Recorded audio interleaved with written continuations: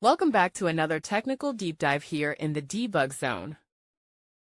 Today we're tackling a big question and breaking it down with insights from other users.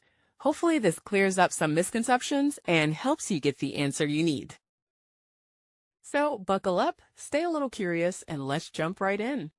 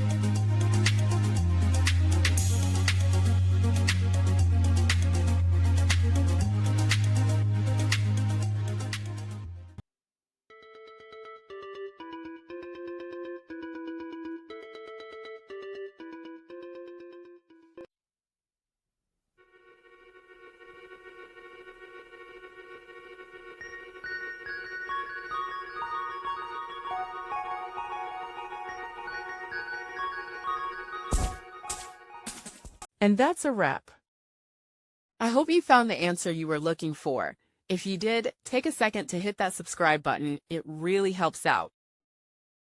And let me know in the comments which solution worked best for you.